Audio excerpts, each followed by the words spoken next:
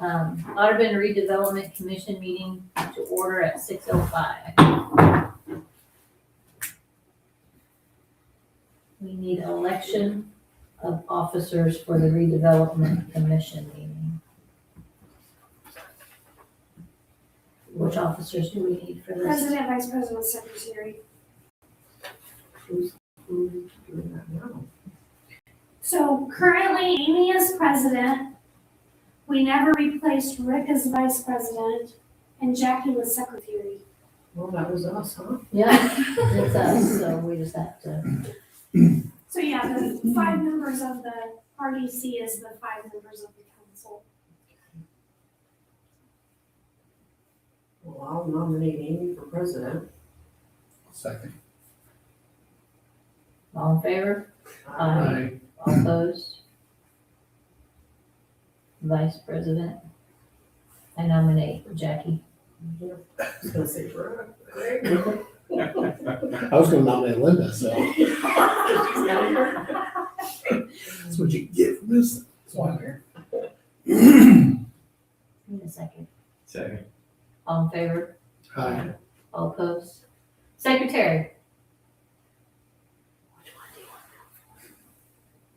Linda, Craig. I'm not a good secretary. I'll second.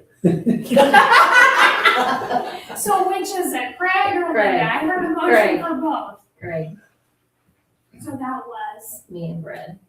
All in favor? Aye. All opposed? Nay. It's not hard to.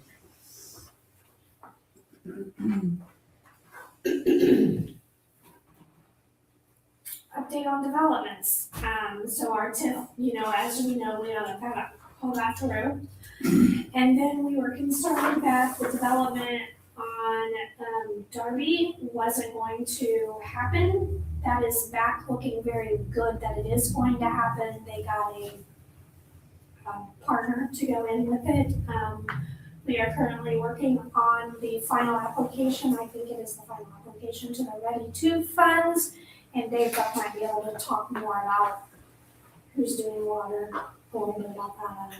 Well, we're just getting updates to the budget and the different breakout of the various steps that have to happen in design and construction and who's going to do what and getting that information updated since it's 18 months or 2 years old and hopefully not raising it a bunch, but sending that back to Shannon to put it in, I guess, a format that petition needs it for the application itself. So that just get rolled up and be one part of the overall application, but a pretty important part.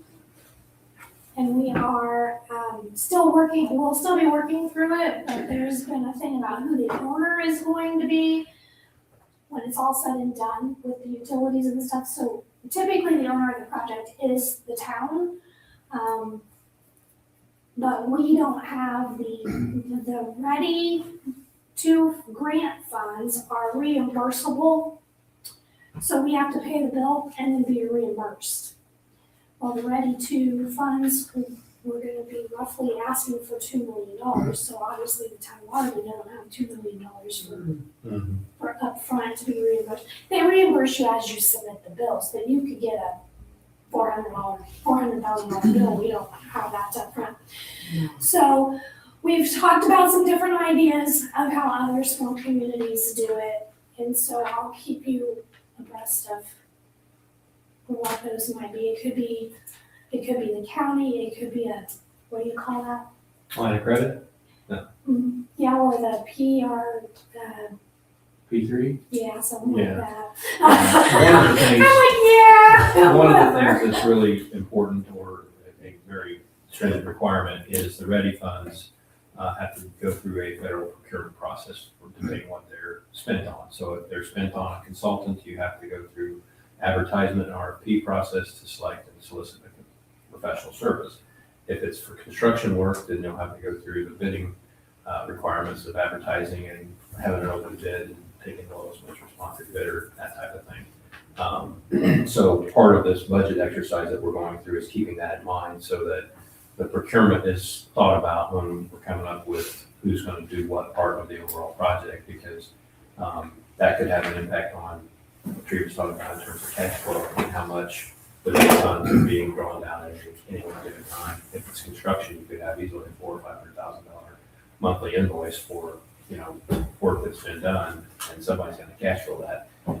Potentially, and I think it's allowed, it's been done on Ready One, we know in other places, is to do an alternate procurement where you would hire and go through a BOT process, build, operate, transfer.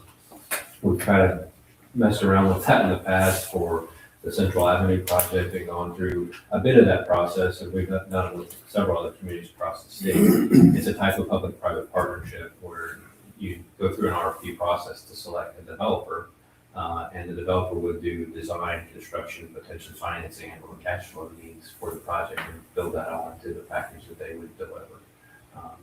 So that usually is advantageous because it transfers a lot of the risk associated with the project to that developer, certainly on like interest and cash flow, that type of risk, but also on design and construction and inspection, QC, QA stuff. That's usually shifted to the developer side in a BOT. So we'll have more on that later if that ends up panning out as the preferred or recommended method to move forward with partnering for the development in Darby Phase 3. So the original game plan and the reason that we went through the RDC and got the TIF district and everything set up was that we would get a loan and pay the loan off for the proceeds of the TIF district. Because we're now going to be capturing those when those get built, and the property taxes is going to be driven from that, and we're going to capture that. But because this is a longer process and we have no TIF funds right now, they're thinking the finance people are thinking it's too long of a span, they're not going to give us a loan that's not going to be starting paid for 3 or 4 years down the road. But all of that are the things that we're working through. So I just wanted you to know that we are still, the TIF district was the right thing to do. We will be capturing the money, but in the meantime, how do we get there? The process. Mm-hmm. And the BOT can be very flexible and include a lot and have a lot of creativity included into it. So the ready process, the ready project for the requirements for a project like this is they have to build 10 houses within 2 or 3 years. 2 years. 2 years. So the assurance that the money that's being given is going to generate this tax increment finance property tax bill is pretty solid for at least 10 houses. So that number of known revenue, whatever, how many years out it is, if it's 5 years out, that's pretty certain. So a developer would not have a lot of risk to bet on bridging that gap between end of year 2 or whatever it is, end of year ready funds being paid to them to have a short-term line of credit to get to that point where a revenue stream can help backstop or pay back for a part of the overall costs in the project, if that makes sense. So it's been we had a meeting on January 7th. It was very interesting meeting there was the developer, Dave was there, I was there, Shannon was there, Letitia was there. Yeah, it was a really good meeting. It is happening. Yeah. So that was the best part of the deal, was that it's we got There the, was a lot of time I didn't think it was gonna go through. so A lot of people's done houses, isn't there? Well, there's probably 22 more lots after Yeah. that are just not built. I'm really hoping for all of them to get done. That'd be great for the community. Yes. All right, any more questions on the developments? If not, I'll take a motion to adjourn at 6:14. I'm a pitcher. I'll second. All in favor? Aye. All opposed? All right, now we'll move on to opening the regular town council meeting at 6:15. First on the agenda is election of officers. president and vice. I'm nominating you for president. I'll second. All in favor? Aye. All opposed? Vice President? I nominate Jeremy. I said I nominate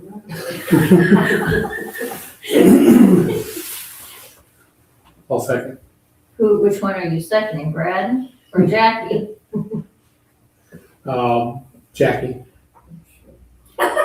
Jackie. All in favor? Aye. Aye. All opposed? Well, Jackie, we still sit where we sit. one more year. Next on the agenda is the selection of papers for legal notifications for 2026. We send to the Benton Review. Do we still send to Journal? Because we're in Split County. Counties. So we got to send to Benton Review and the Journal Courier. A few years back, we looked into what's the other one in Lafayette, but it was believe it or not, more expensive than the Journal. So these are the two we've always used, but we haven't used them for the year. Do we need a vote? I'll make a motion to use Benton Review and Journal and Courier for legal notices. I'll second. All in favor? Aye. All opposed? Next is the hearing on utility disconnects. The list is in front of you, and nobody's here. What about the $400 one? Is that on payments or? So the $400 was on a pay agreement, which was violated, and then they went to the town trustee to get assistance, and then, they just have to fill out the application. So the town trustee has not let us know if they filled it out yet, so he's gonna reach back out tomorrow. So if they did not do the application, then we'll turn them off On Tuesday, right? on Tuesday, yeah. I need a motion on the utility disconnects. I'll make a motion for the utility disconnects. I'll second. All in favor? Aye. All opposed? Public comments, as I stated, no public. Approval of the December 2025 minutes. They were very short, and sweet. Yes. Well, I was gonna tell you, I can read them so you can approve them tonight, which are very short, but when they went out, we had not had our December 29th meeting. And so, to save time, if we can just read them and get them Sure. approved. So the December 29th meeting, Amy Brown called the meeting to order with Brad and Craig present. Brad made the motion to adopt the transfer resolution 2025-1229A. Craig seconded the motion. All were in favor. Amy made the motion to adopt resolution 2025-1229B, resolution authorizing lease of backhoe. Brad seconded the motion and all were in favor. Amy made the motion to approve change order 1 to the milestone contract for the Dirk Studebaker Trail. Brad seconded the motion and all were in favor. Brad Smith made the motion to approve change order 2 of the milestone contract for the Dirk Studebaker Trail. Craig seconded the motion and all were in favor. Amy Brown made the motion to approve the milestone pay estimate 3 for the Dirk Studebaker Trail for $488,713.10. Brad seconded the motion and all were in favor. Craig Martin made the motion to approve the milestone pay estimate 4 for the Duke Studebaker Trail for $85,215. Brad Smith seconded the motion and all were in favor. Amy made the motion to approve the supplemental agreement with BF&S for additional inspection services for the Duke Studebaker Trail. Craig seconded the motion and all were in favor. Amy made the motion to approve task order with BF&S for the asset management plan for both water and wastewater utilities. Craig seconded the motion and all were in favor. Amy Brown read the claim set number 1 for a total of $800,062.10. Brad Smith seconded the motion to approve claim set 1. No, Brad made the motion to approve set 1. Craig Martin seconded the motion. All were in favor. Amy read the claim set number 2 for $55,407.88. Amy Brown made the motion to approve claim set 2. Craig Martin seconded the motion and all were in favor. Amy Brown made the motion to adopt resolution 2025-1229C, approving the encumbrances for budget 2025 into 2026 for outstanding items purchased but not yet paid. Brad seconded the motion and all were in favor. Dave Buck presented 2 contracts with Duke Engineering for lights along the Duke Studebaker Trail. One was for 12 lights, the other for 15. This was tabled until the next meeting. With nothing else to come before the council, Brad made the motion to adjourn at 3:34. Craig Martin seconded the motion and all were in favor. So that was the additional meeting that you didn't see. So now I think you're ready to approve the minutes. Okay, I'll make a motion to approve the claims or the the minutes. minutes for December 2025. I'll second. All in favor? Aye. All opposed? Oh,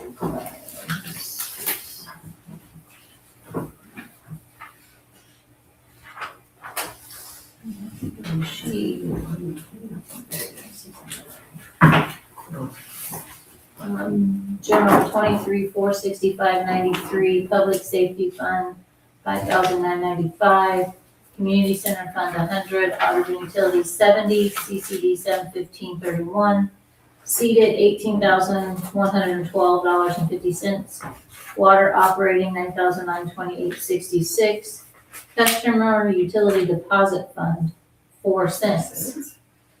Wastewater treatment operating $14,458.32. Wastewater treatment construction fund $26,850. Stormwater utility operating $2,206.05. Payroll $5,046.35 for a grand total of $106,948.16.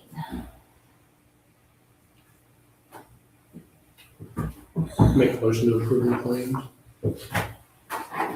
I second. All in favor? Aye. All opposed? That's very sad, the deposit fund. I've never seen a 4 cent deposit fund.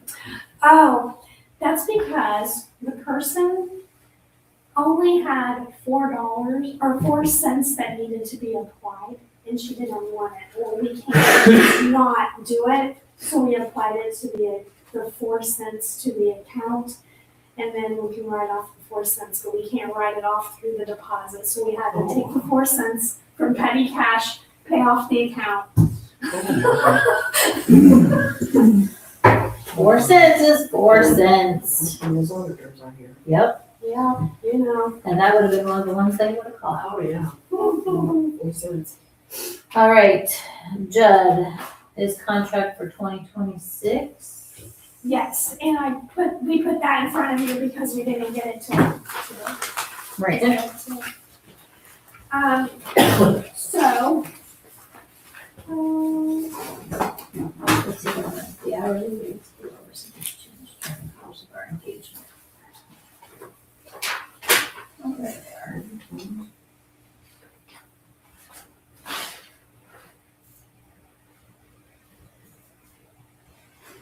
Yep. What's it currently? Is it more this year than last year? honestly, to tell you, Doesn't Yep. really matter. hourly rates below are increasing by 4% each year after 2026. So I guess I don't know what last year's rates would have been. 4% less. I don't know. And it doesn't really matter, we gotta have an attorney. I didn't know it was around there. You see the 4 cent. That's Mallory, Oh, that's now. that's Mallory, yeah.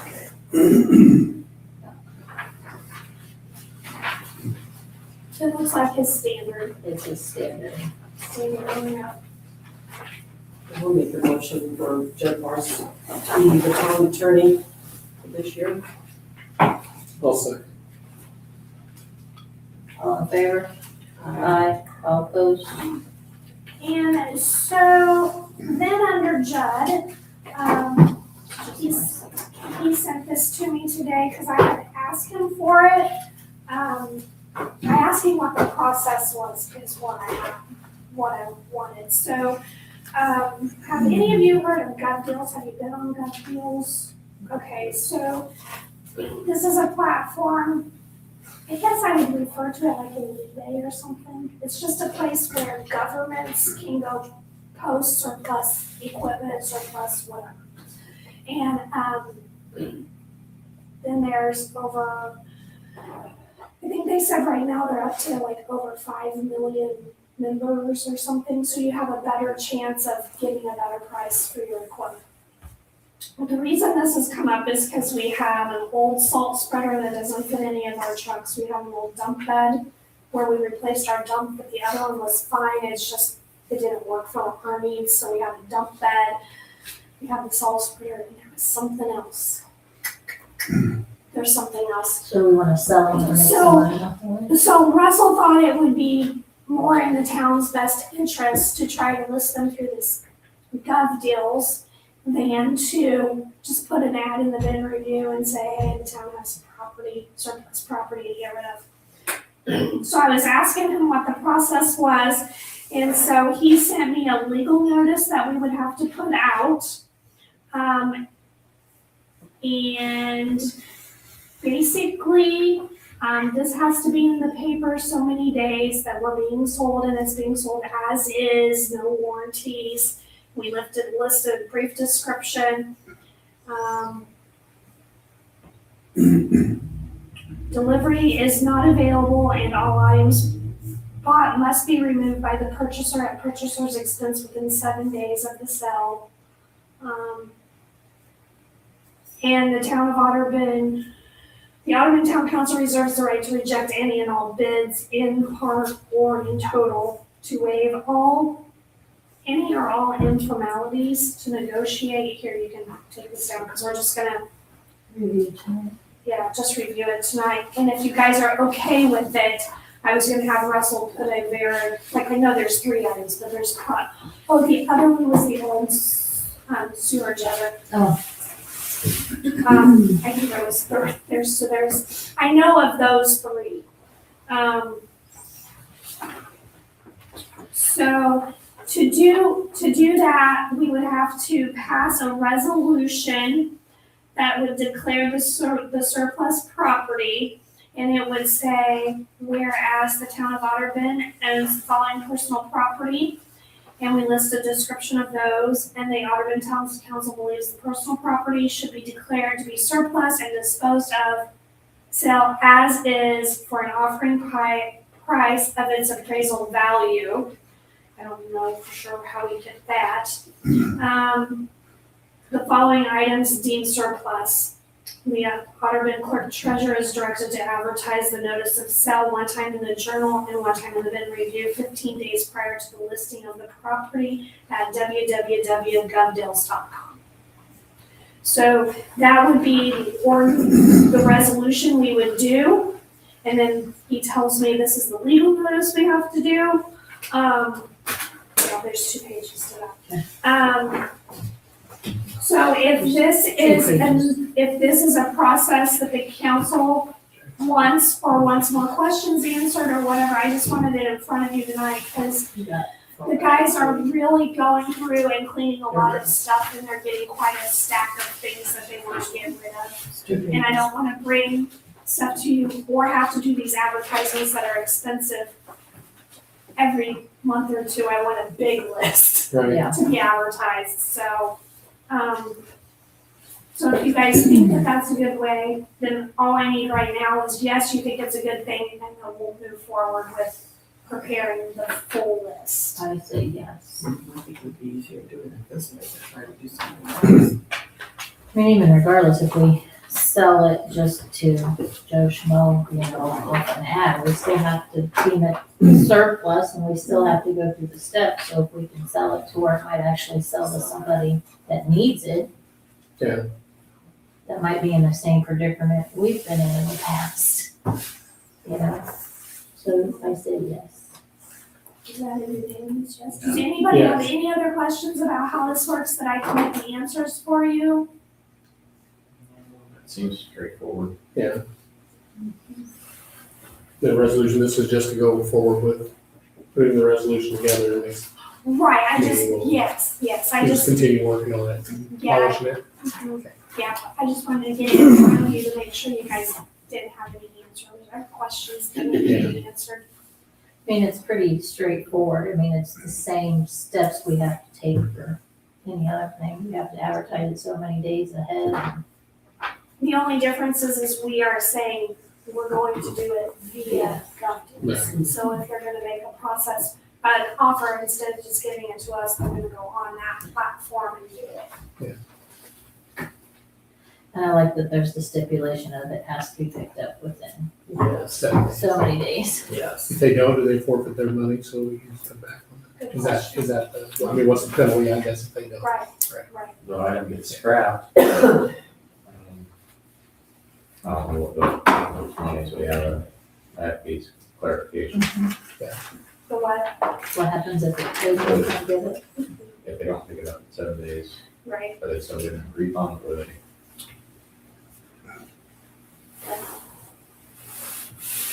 I will get that answer, because I don't know the answer. Okay, perfect. Then we will move forward in preparing a good list, because if we're having to advertise, that's expensive, Go so, through everything, see what we can sell. right. It's easy to do. Okay, cool. Cool. All right, anything else from Judd? No. Okay. Dave? Okay, so first thing is the Duke contract for lighting along the trail. Brad, thank you for reviewing the contract. Thanks for and catching the that, because catching. I read it, but I didn't catch it. And they kind of listed it a little bit odd, I think, just because they showed us Second top line table. Mm-hmm. They had it up top and then they Put it down below. different line items, so that maybe questions. But I did clarify and responded with that it's additional wires needed for secondary service for the 3 lights, additional for the 15 light option over the 12 light option. And they do have a $51 fee for that lighting, for that wire, which then makes that 15 light option 161 almost dollars a month, which is pretty close to double the 12 light option. And it kind of feels like to me the tipping point between the added benefit of a little more light of 15 versus almost double the cost. And 12 light option would be what we would recommend, given this information, but also that it's more evenly spaced. And if you want to accept one, that's the one we would recommend. What other options do we have? Or other lights, Yeah. more lights. Like, for instance, my mind kind of went, can we put our own poles up and put solar on it? Where there's no, because there's plenty of sunlight out there and no trees. That's something that you can do. I do not know from experience if that will be certainly cheaper to do it yourself. You would have some design work involved in that and some construction work and on top of the cost of the fixtures. Those fixtures probably vary widely in terms of price for sort of you pay for what you get. Mhm. So something that's going to do the job might be more on the high end. I don't know order of magnitude, but it's probably tens of thousands of dollars. At Well, least, we if did the not lighting more. project down, Yeah. And that was even more involved than I think what he suggested in Yeah. terms of solar, because I solar would would say be it was, no wiring. Right, long Yeah. term, this would be a one, Yeah. more of a one time and then upkeep where you don't have a monthly charge, right? Right. Yeah.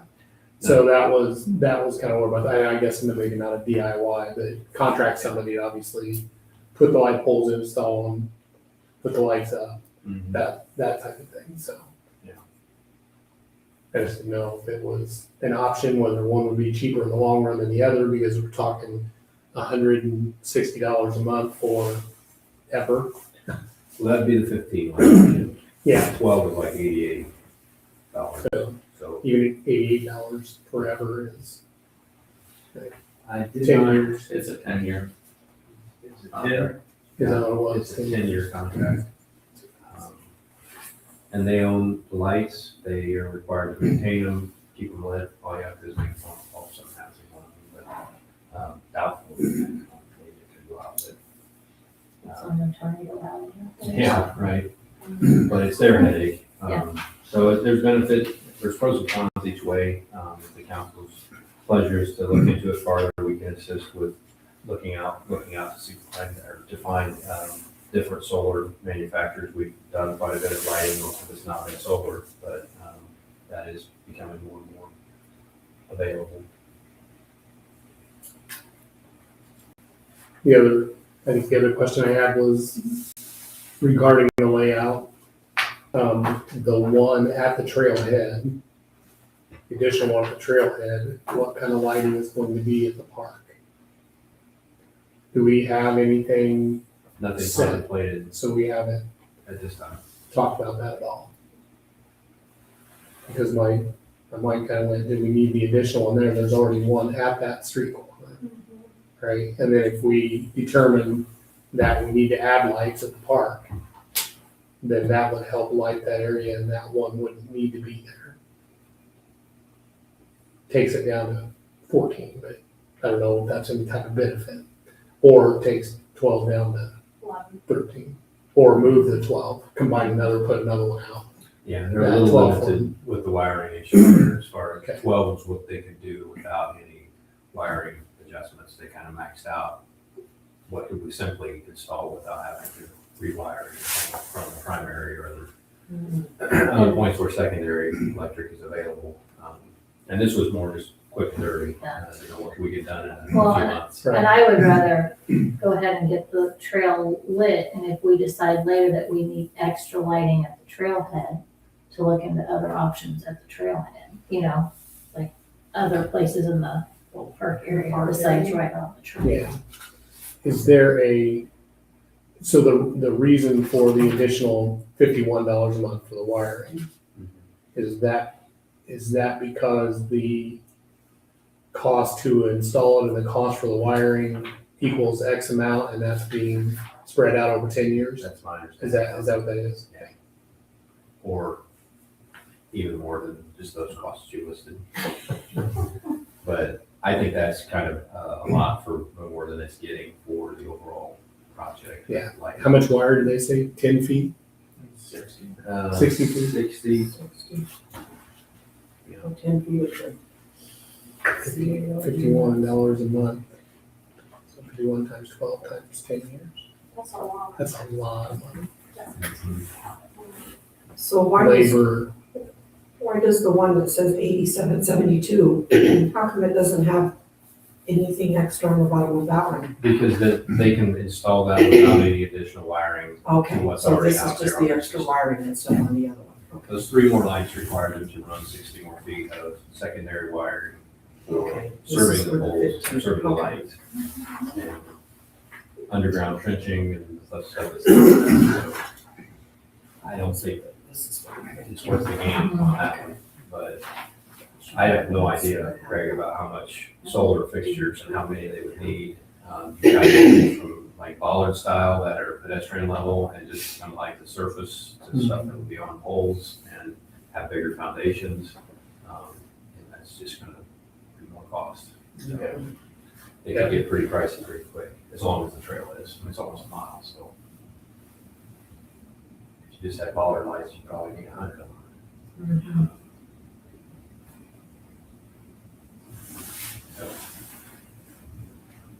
Okay. $1 a piece, that's gonna cost us for fixture. Sorry. Well, if you had needed 100 of them, and I didn't do any math on that, but if they're $1,000 a piece, it's $100,000 just to get the light fixtures. Not installation and maintaining the batteries in those and having to maintain them all by the town could get something else that should be considered as far as the efforts that would take. Just wanted to idea what it looked like.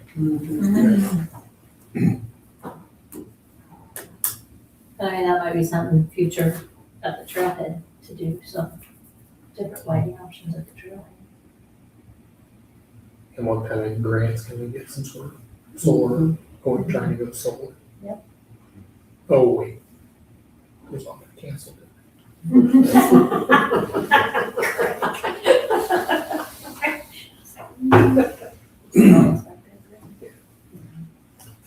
So I think the smart way is the 12. Just with the pricing and the extended payments. Not extra, it's gonna get costly. Yeah, what was so we had a diagram of the 12, is that true? Is that right? Yeah, the diagram of the 12 actually spaced them out better than the diagram of the 15, at least in my opinion. It's bigger gaps for darker areas, right?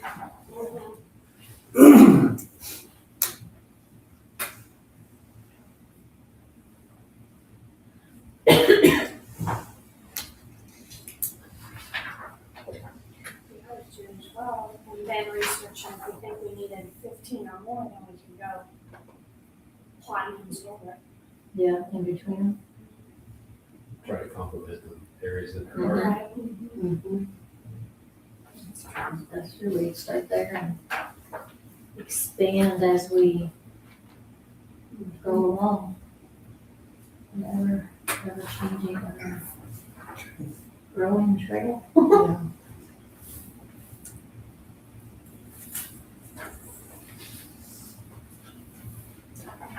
I'll make the motion to go with the 12 light option. Awesome. All in favor? Aye. All opposed? This, okay, this is the one that we find on our page. Just me. Print one name, one at a time.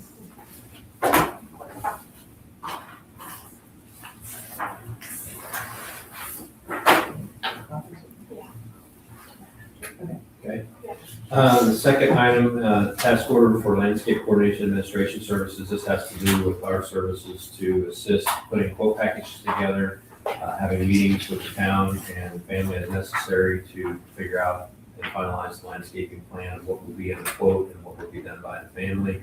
And then also some master planning and quoting assistance for the trail landscape along the length of the Studebaker Trail, to plan out where different amenities can be installed, maybe initially, but also thinking farther out in the future for smaller phases to happen in the future, whether it's some park benches or exercise equipment, landscaping, trees, sections of fence. I think we want to try to prioritize getting something in phase one of improvements or landscape amenities along the trail, along the two farm fields, to try to delineate what's easement and what's farm Big field. rocks. Big rocks, sections of fence, something that won't get, the edge of the field to be a wavy line instead of a straight line, to where we can buffer the trail from having any kind of potential damage from operations. So, and, obviously the sky's the limit after that, but other things like benches and exercise equipment can be done more simply on a little by little basis going forward, and not maybe require to hire a contractor to do. But this would be something we would pretty much jump right on, because if we target a date for a dedication sometime in late spring, early June, we'll need to get this teed up and back before you for approval on quote acceptance, and then landscape contractors to do whatever work is contained in the quotes.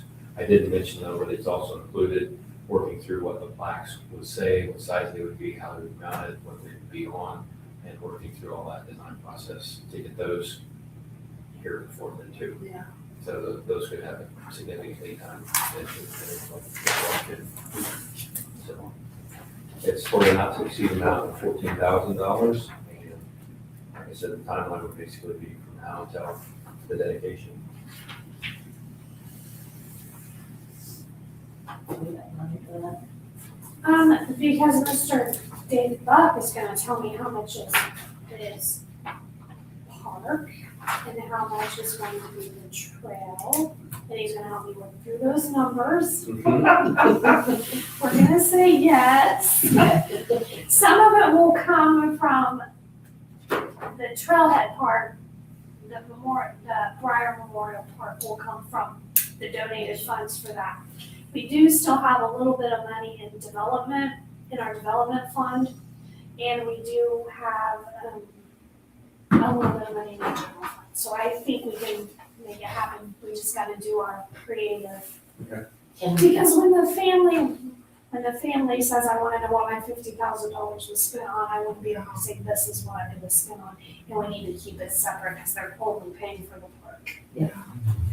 But we've already paid for stuff basically in the trail that was really just park. So he's gotta help me delineate all of that. I'll make a motion to approve the task order for the landscape coordination administration. I'll second. All in favor? All opposed? Updates on projects. Well, We have yet to schedule the punch list walkthrough on the trail. We had some nice stretches of weather that we could have done a walkthrough and would have been meaningful with looking at what needs to be finalized or corrected work, things like that with the contractor. We are communicating with them about what would work for them to have that walkthrough inspection. That would generate a punch list of items that they have to correct. And then they would, when the weather allowed, correct those and finish the job with items that aren't completed, for example. Treva already mentioned and talked about the Ready project that we're helping with on the budget side. What else? I got my, Wastewater, we're just Yeah, kinda, yeah. We had our monthly meeting this morning, we still have the agenda here. We did talk a little bit about CCMG projects going forward for this July, when the next application window will be for that program. The month of July is essentially the application window, and it equates to basically a 2027 construction project. So there would be a potential that 26 and 2027 budgets could assist in making the match for that project happen. We were not successful in the October call for the list of streets to be resurfaced, but we're maintaining that list and considering other street repairs or things that would be eligible for that program for July. So more on that in the coming months as we have. July we could actually add a little bit more to July since we have what we didn't get done, plus maybe a little more with being 26 and 27 money. correct, because we were gonna be using 26 money, and now we're not, so we can do 26 and 27 budgets added together. So we might be able to get a little bit more done. Right. Little bit. And, we can bring back the overall list and then some of the larger projects like Blue, maybe that starts to make more sense if the match amount is significantly enough to go for something bigger and do one larger project instead of the smaller ones. But it also depends on how the streets perform through winter Right. and the spring, fall, and everything. On the wastewater project, we're still working through finishing the plans, getting ready to submit the permit. Shannon will be extending the schedule for the grant so that we can bid it later than what was in the original schedule. So we have time to get the permits before we actually bid it. I think we're going to assist with some quotes for chlorine notification system like that. What else? Oh, and we're starting work on the asset management plans that are required by state board accounts. Yours. The state legislature says, Yes. even though we're not under them, we all have to report them. I think that's about it. Anything else you're thinking of that I'm not remembering? Okay. Happy to answer any questions. Any questions? Just keep moving, float along. Did Tim have anything for us? Nope. Just so that if you needed anything, we can call it. I don't think we do. I can tell you that Tim and I did talk, because the, book that was supposed to be put together to mirror our comprehensive plan that we've been trying to get done since the beginning. We had to talk about that. That just keeps getting pushed off, and we have to make that a priority. And so him and I agreed, if the council agreed, because I was like, when are we going to work on this? And who's going to work on this? Because we were going to have Judd involved at a monthly meeting. Well, Tim would cancel, or Judd would cancel, or whatever. Like, who needs to be involved? I do think Judd needs to be involved part of the time, if not all the time. Obviously, Tim. And then probably me, because of the finance piece. But I said, do we think that a realistic date would be, we would have this done by the end of September? And he said that he thought that that was doable. So at least, rather than we're getting to it, I've kind of like pushed a date. If that seems reasonable to the board, have a September date, I think June is just to 6 months to go through all of that, because it really hasn't been started. So it's gonna be a long process. So this is our building codes in our book, and if you were to try, if you as a person, me as a person in the office, because he's only here 2 days a week, and somebody came in and asked a question, and I tried to pick up that book, it says one thing, and then later it'll contradict itself, and then, it doesn't align with what our comprehensive plan was, because we adopted it before we adopted our comprehensive plan because of it getting pushed on us from the county. So we just need to take the time to sit and go through it page by page and make it make sense. This has to be The done. first step was, what is the zoning, and what is the zoning? Does that match the comprehensive plan of where we want the town to be? And, my understanding is you and Tim still have to meet, but it's pretty close. I think Tim said all he has to do now is take it before the APC, the Area Plan Commission, and he was hoping to have a meeting with them before the end of the month. So, That needs to be simplified and straightforward.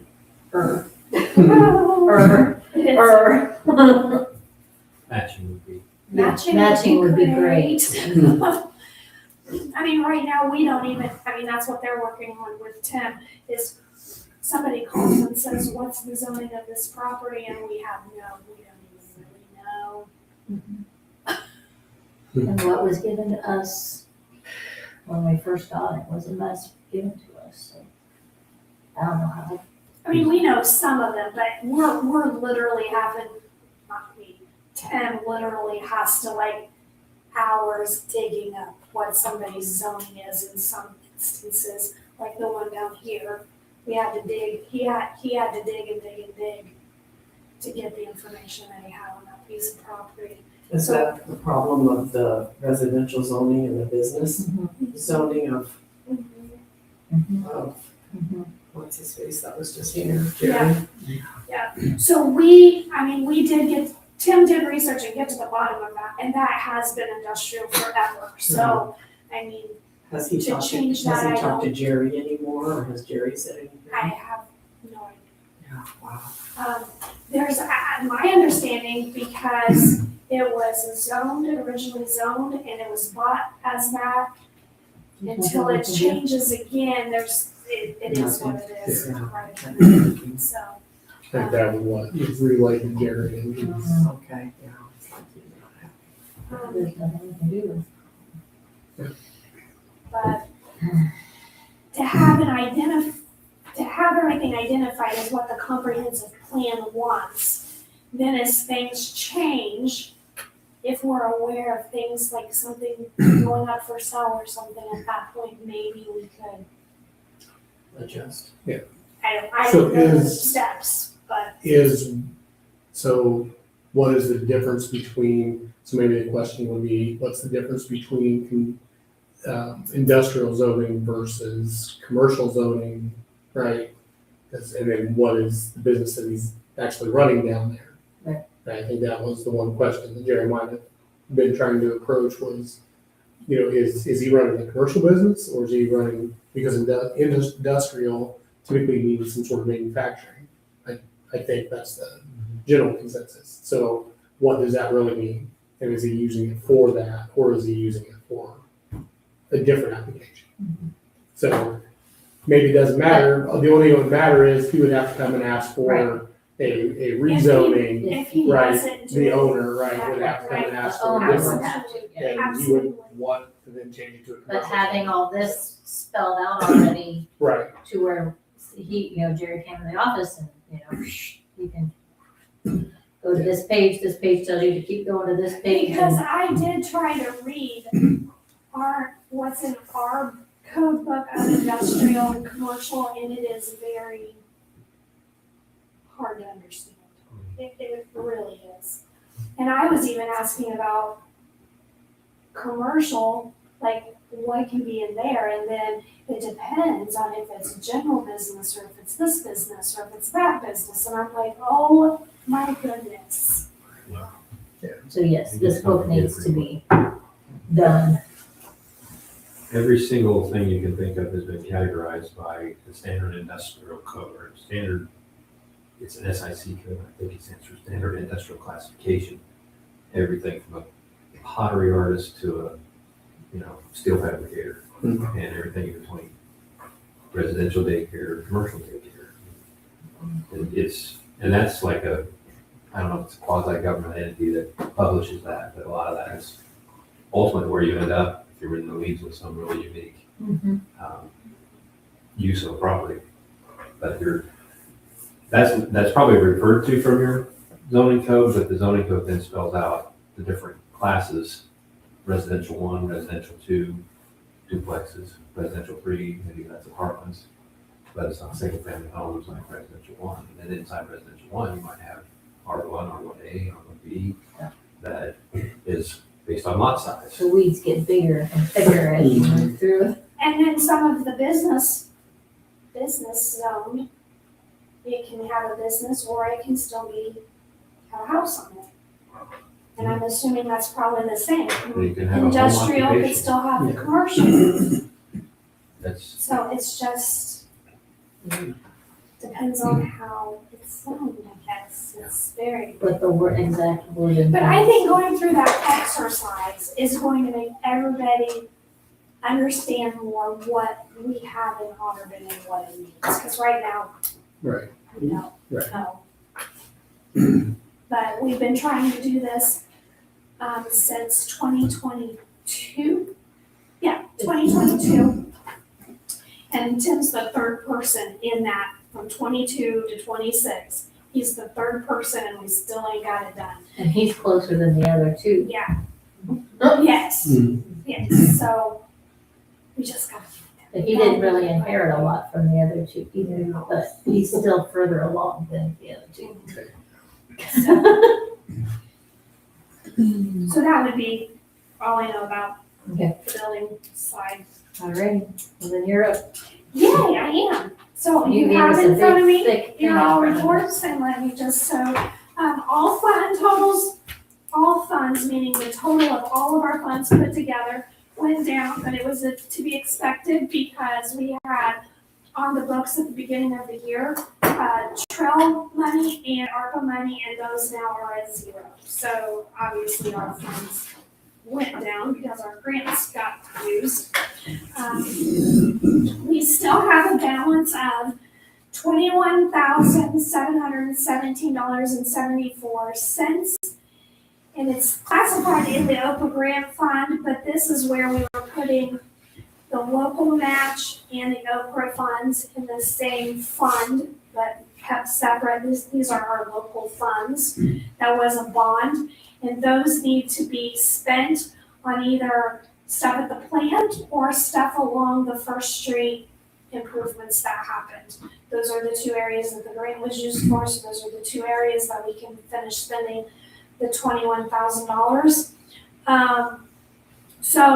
As he mentioned just a little bit ago, Chris is getting together. So we had a situation that the chlorine alarms went off at the plant, but it's not integrated into the new alarm system that notifies the guys on their phone.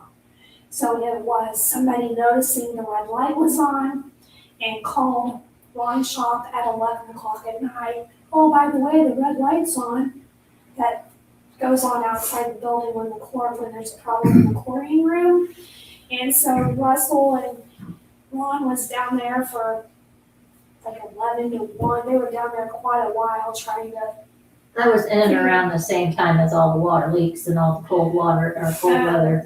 So, we had asked if there's a way that if there's a problem in the chlorine room, rather than it continuing, like just waiting for somebody to notify us that the red light's on, that it would be a notification on their phone.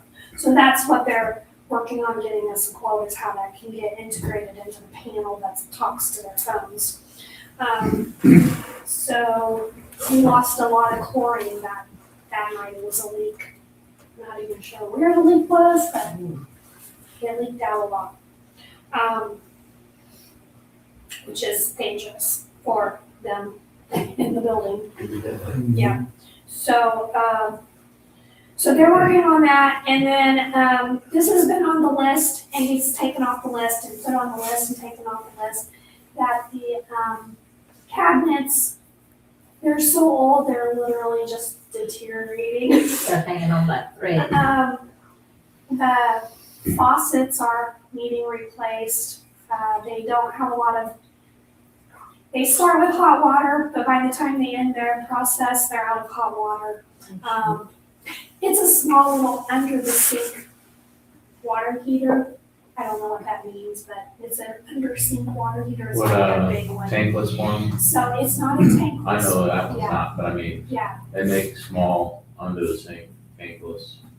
so that's what we're Instant. getting together the quotes for a better water heater, new cabinets, new countertops, new sink, new faucet, all of that, to help spend some of this money since it has to be spent at the plant for First Street. I honestly think by the time we get those two items done, my gut's telling me we're still gonna have $8,000 to $10,000. And I just don't know, but our engineers may be able to help us if we have that little bit. Chris, he might know since he did the water. Like, Okay. oh, that's what we have left. This is something we didn't get done that would fit into that parameter. But we'll know more once we get those two projects done. So that's that. We were able to increase the stormwater depreciation account by 55,000 this past year.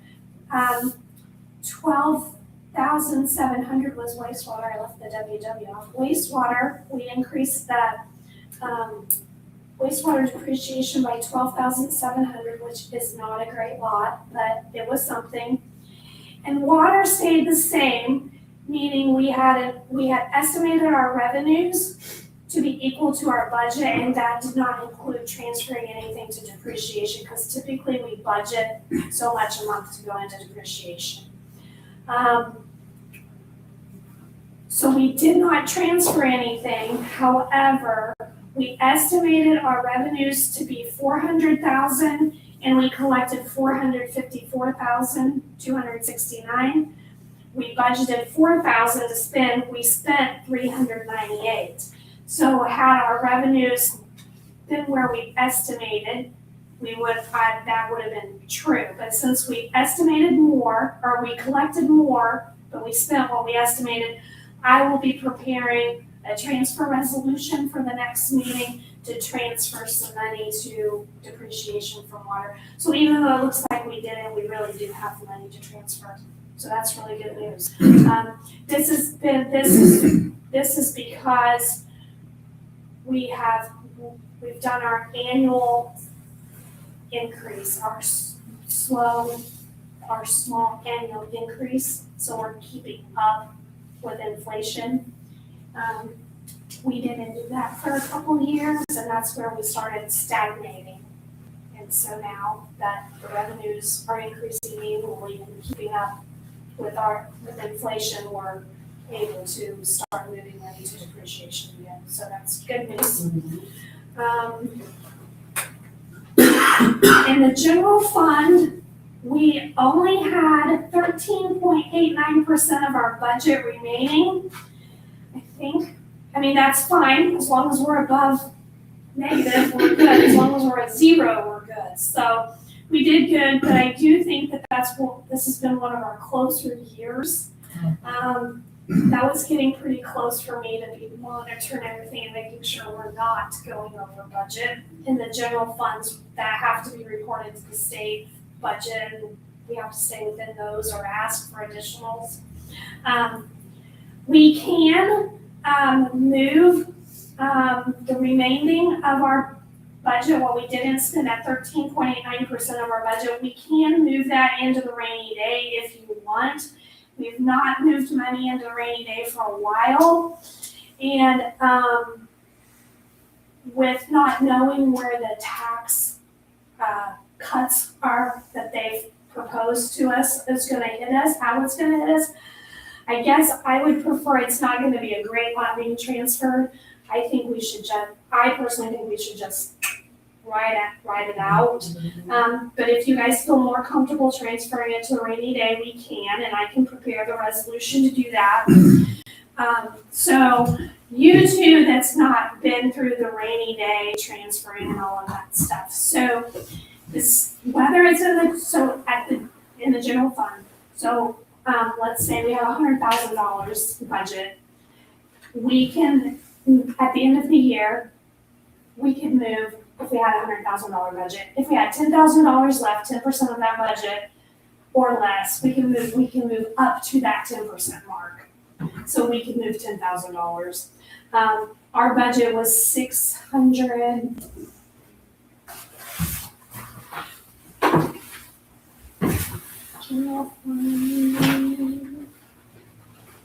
Get to the right page here. Our general fund for 25 was, oh my goodness. So was it over $1 million? That is not normal.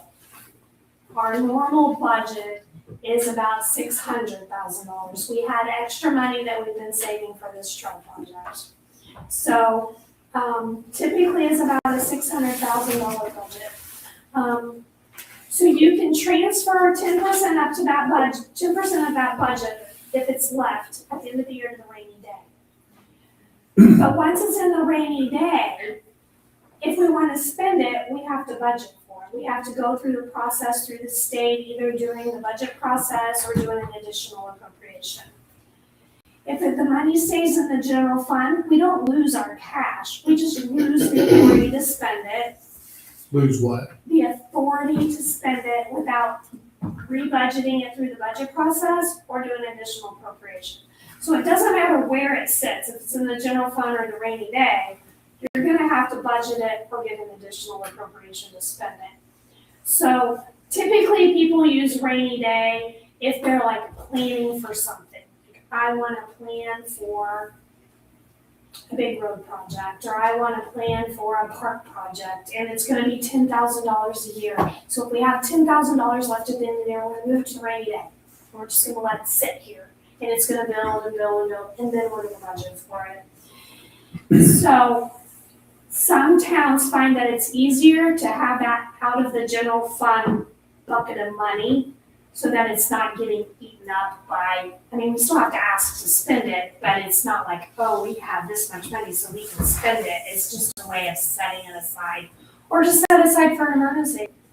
If a tornado went through, we really don't have any money sitting around to help us out in that situation. So some communities feel more comfortable setting it aside. That makes the council say, yes, we want to spend this money for this purpose. We're going to go for an additional appropriation, or we're going to budget for next year to spend this kind of money. That's the difference. But you can do the same process in the general fund. It's just easier to nickel and dime the general fund away. That's the point. That's the point of it. Okay. So the amount of money you're talking about, you said the budget was around $1 million? it was for this year. So that means we got 130? We have 13% left, but we can move up to 10% of that, but we don't have 10% of that left. But that budget was also an inflated budget, is what I was trying to say, so. Yeah. I think So we should this- take that into consideration too. So I assume there's gonna be a budget meeting at some point to set up a general fund meeting for this year? Did we already do that? We've already done that. And that budget amount, what did we set for general fund? I think it was 685, was that right? I don't have this year's budget in front of me because I was Okay. talking last year's numbers. Okay, So, so this would be included now, that would be extra from this year's budget. correct, that we would just be setting aside whether we just leave it cash in the general fund or whether we set it aside in a rainy day. Okay, So I can give you, if you're interested in moving it to the rainy day, I can get you the specific numbers for the next meeting. It's just the last couple of years with the tax thing, we've just not moved any. But I just would it is like an to option. understand Okay, that's all. okay. Sure. I'll get It that gets number and say complicated. this is. Yeah. She beat me to the punch. Yeah. I don't see initially, I don't see a reason to move it, Mhm. but I still would like to make sure I understand it before. Sure, okay. That might just make you dig in deeper into different reasons why we do different things, Well, right? It's apparent to me, we need to put it in a fund so we can buy Bitcoin. Yeah.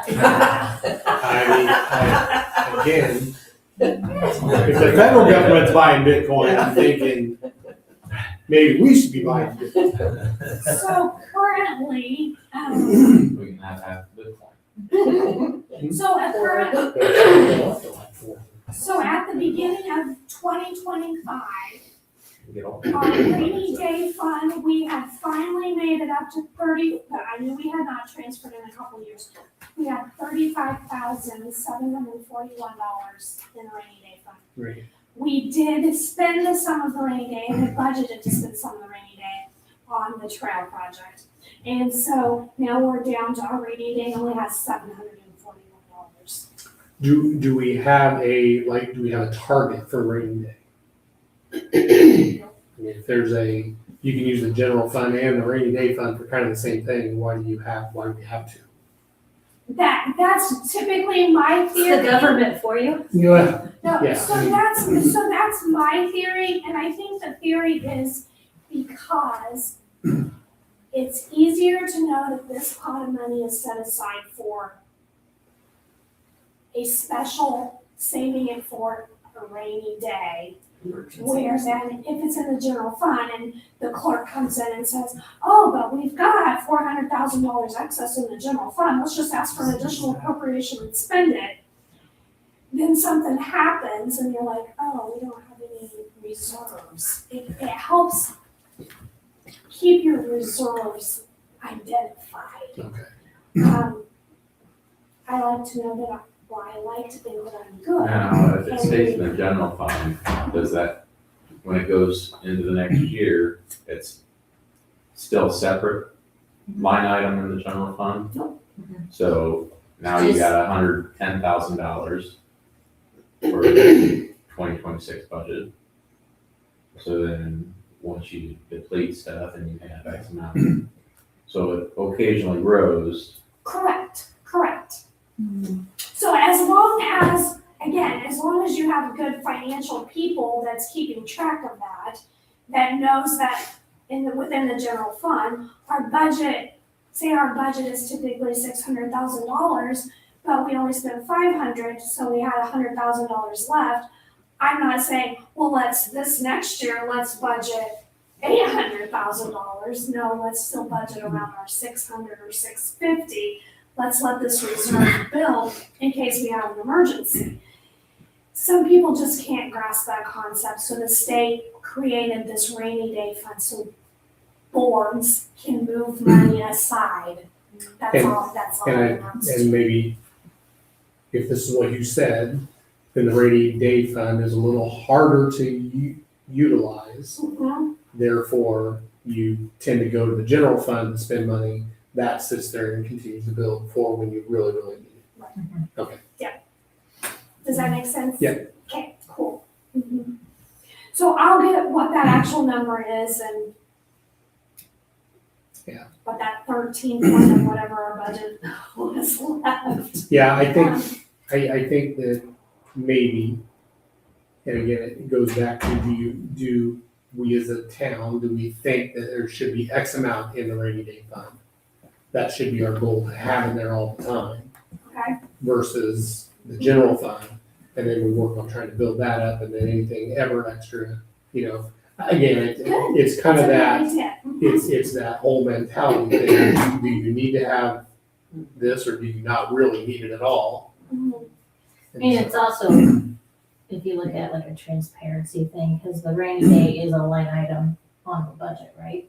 Yeah, we have to budget it. Yeah, so it sits there and it's visible, even though you're not using it, it sits there visible Sure. for anybody who wants to look at it, and the other's not real visible, for lack of a better word. The general fund is, yeah. Okay. Then I think things that, let's say you had, water blowouts, multiple places in town all at one time, and the guys can't possibly get to them at all time, and you have to hire somebody to come and help with that situation. Unfortunately, no, Is that what because that is a utility, not a town function. You got, so rainy day funds cannot even be, It's for any governmental purpose, so town function, like we could do streets, we could do tornado blows everything over, we can tap into it for certain emergencies, but not for general, utilities. not for general water main breaks. That would be a water utility depreciation. That's why it's important that we have our depreciation accounts. So for instance, that's a good analogy right there. So we have depreciation accounts in the general, or in the water, the wastewater, stormwater. We don't have depreciation accounts in the general for the town things of the world. Your backhoes, we don't have a depreciation. Your streets deteriorate, we don't have a depreciation account for those. So that it would be a good thing to utilize your rainy day for, is to have money set aside for those type. For instance, we would like to fix the four-way, Right. but that's gonna take all the money that we have in our MVH fund, and then we'll have nothing for a matching grant, which we can get way more money, bigger bang for our buck if we get a CCNG. So, like that. Okay. Yeah. Or a computer issue, or a, Mhm. Okay. non-utility. Right. Okay. Mhm. There's quirks to every little budgetary spending. So in the water operating, we only had 1.07% left. But we still had But some. we had some left, very close but good. In the wastewater treatment, we did go over budget by 3.07%. And even though we don't like this is not a fund that is reportable and controlled by State Board of Accounts, it's just our internal budget target. So, and this was mainly due to the new software that we went ahead and purchased. That was the main cause of the going How's over. that coming along? Huh? How's the new software coming? We don't even have it yet. What? Didn't they give you won't be there in 3 months time? It was supposed to be 4 months, and they then notified us that they had too many new clients and they're behind. So at the that's same worth time- 3.07% Right. refund.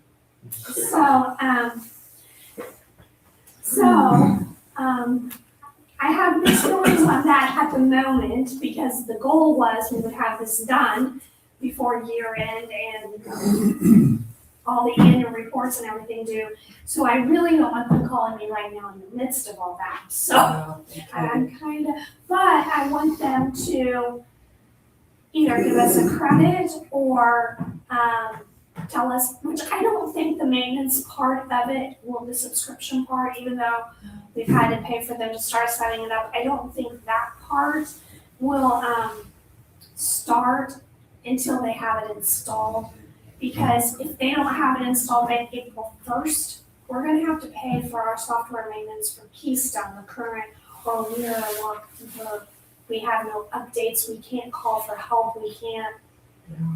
So if it's not gonna be in by April 1st, then they're obviously gonna have to do something. Cause I'm not paying for that and them too. No. So, and I have given them that deadline, so I've already gave them that deadline, but I've not gotten a revised timeline yet. Okay. So, Anything that's funny. And you. And when you look at, stormwater, it looks like we went over, however, it was actually due to that big $55,000 transfer into the depreciation account. So when I take, that was not part of the budget, so when I take that out, we actually ended with a 1.8% remaining budget. Very close, but in the same of our other utilities, it's good. So we really ended the year better than some other years that I've reported, so. Yes. Yeah. So, Yep. we're doing good, we're doing good. So, that's that report. And then, the last thing on my list is resolution 2026-0115, a resolution authorizing temporary transfer of funds. So, this was in your packet, did y'all read it? So basically what this is our wastewater project, our local match is being funded through a bond. And we can't pay for any of the local funded items until the bond comes through. The engineers are being paid out of local funds. So Dave worked up a schedule of when he thought bills were gonna hit and how much we would need to pay them before we get bonded. And that total came to, I got it here somewhere on this paper, $118,500, does that sound right? $118,450 is what they, thought we would need to pay before we bond. So we thought we were gonna have to go to, what's called a bond anticipation note, and we really didn't want to, so I looked at all the numbers, and we can borrow $25,000 from the wastewater depreciation fund. We can borrow $25,000 or $93,450 from the stormwater depreciation fund. And so that gets us to the $118,450. And the rule is if we borrow those, we have to have them paid back by the end of the year, which we will, because we will have the bond closed by the end of the year. And our engineers are happy and they get paid, and we don't have to do a bond anticipation note. So, if you would make the motion to pass this so I can move the money and pay your engineers, we'd all be happy. Right, Dave? Well, Dave would be happy. I make a motion for 2026-0115 to pay the engineers. I'll second. All in favor? Aye. All opposed?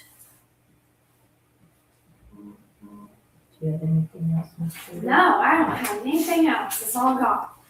Anybody else have anything else? Going, I need a motion to adjourn at 7:23. Move to adjourn the meeting. I'll second. All in favor? All opposed?